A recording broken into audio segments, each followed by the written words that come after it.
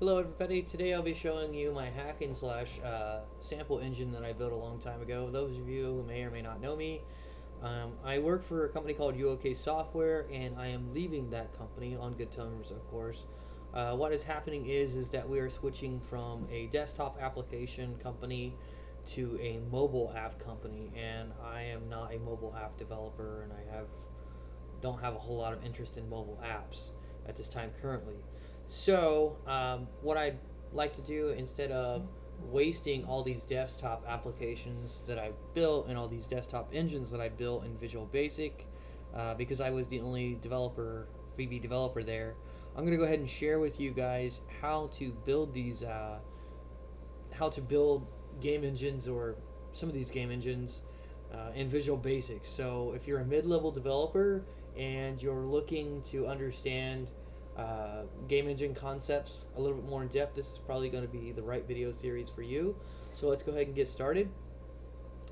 What we have here is picture boxes. Right off the bat, I would tell you right now, I don't recommend picture boxes. When I built this is strictly just a quick sample for myself that I built, and I didn't put a whole lot of effort into it initially. It was more or less just for testing.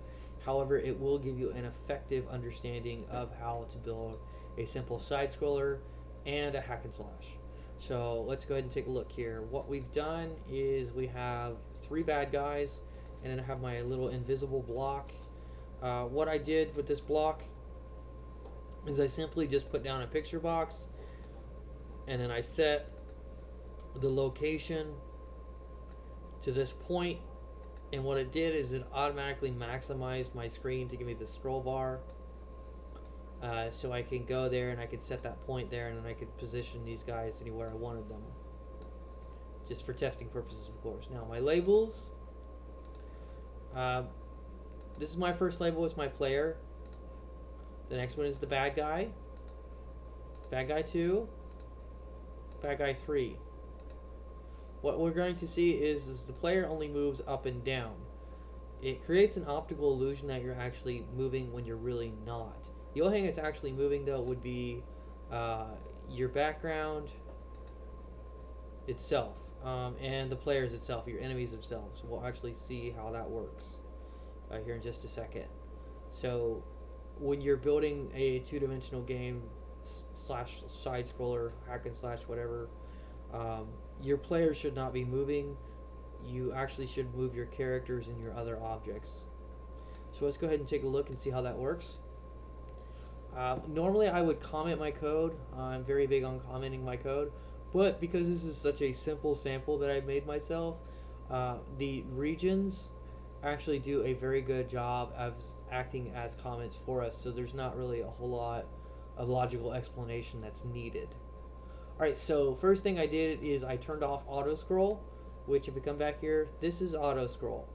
It would actually show this scroll bar if I did not turn that off, which is bad because then you could just scroll ahead and see the entire map, or the construction of the entire map if you're a player. So you don't want that. So you got to turn that off. The next thing is that I built a sub called chords or coordinates. This is simply just displaying the locations of the player and all the bad guys. This simply is just a visual for you for testing purposes, to let you know where everything's at, to ensure that it's working. The next thing is our movement. This is the player's movement.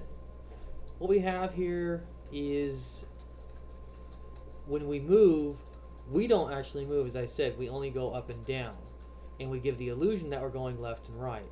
Well, that's exactly what we're doing right here. We're only giving the illusion that we're moving left and right. And who's actually moving? The bad guys. Those are the ones who are actually moving left and right. So when you press your keystroke, these objects are the only thing that moves left and right. Now what it does every time you do that key press as well, or every time it ticks, because these are timers, it simply checks the chords so it can display, its coordinates to you, so you can see the movement actually occur. Now, here is the movement for up, and here's the movement for down. This is how you simply move up and down. not very complex. It's actually pretty self-explanatory. You have your X for moving left and right, and you have a Y coordinate for moving up and down. That's simply all we're doing right here, is we're finding out who needs to move. Are we moving the player? Are we moving the bad guys? You know, who's moving? Everybody needs to move. So there we go. So everybody's moving. The next thing is our enemy movement. What's going on here? This is a little bit more complex. What's happening here, believe it or not, what will happen at a certain point, which at our point it's 10:25, is the point where the bad guy will actually automatically start chasing you, the player, and he will try to match your X and Y coordinate. Right here he tries to match your X coordinate, and right here he tries to match your Y coordinate. I know that may not make a little bit of a sense right now, but as soon as I start the program, it will actually make a lot more sense. So just for now, note this logic, take a look at it. It's a fairly simple algebraic equation, and it's just a comparison, you know. So just take a look at it briefly. The last thing is the keystroke. I want to talk a little bit about keystroke and the logic real quick before I show you the actual program. Now, computer logic says on the key down event, it says when you press this key down, I'm going to perform this action, which it turns on. In this case, in the D case, in the case of the D key, it's simply turning on move right, enable true, and it's turning off move left.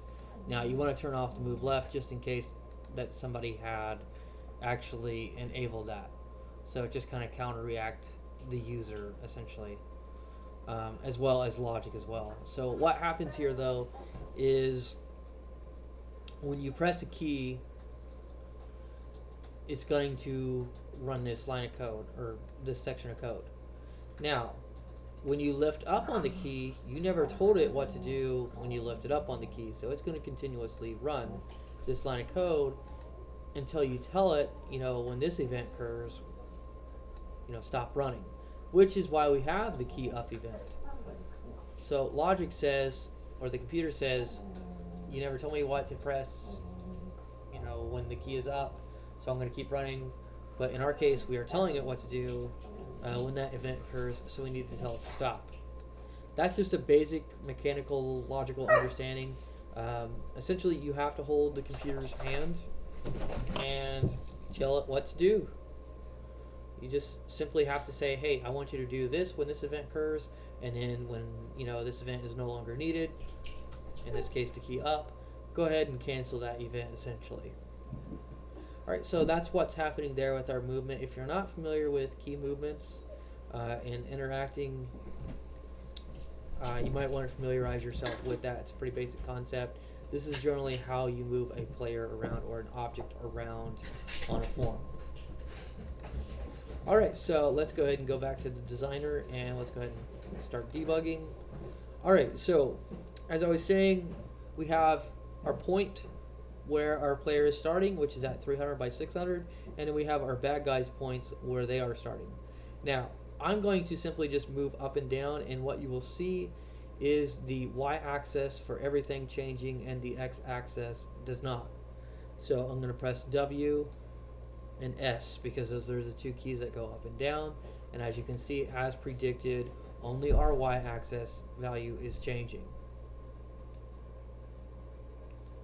Now, I'm going to go forward and backward just a little bit, and you will see that only the x-axis will change. And those keys are A and D, which these key sequence is very common for most games. If you've ever played any game, these are probably the keys that you use. So I'm moving left, moving right now. Since I went forward a little bit too much, as you can see, bad guy 1 is already coming after me. He's trying to match my x and my y coordinates consistently, and he will do that until he reaches a certain point. In fact, I'll sit here and I'll let him reach that point. Now he's reached that certain point, he's X amount of space away from me, and now he's no longer going to chase me. Now what we can do on my end, because this is poor collision detection, I can walk right through him. However, he will continue to chase me. The good thing is, though, is that I can outrun him. So I will go ahead and move forward. You can see that he's slowly drifting away. What's occurring there, though, is simply that I move slightly faster than him, so I can outrun him. What you would see most commonly in a lot of games, like, see, we can match each other's speed going up and down, but when I move left and right, he's slower. Now, you would see this concept a lot with, particularly I've seen this concept a lot with a game called Ultima Online. It was the very first MMORPG ever created.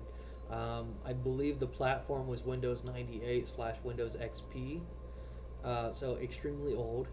But nevertheless, this concept's been around that long, and that's the point.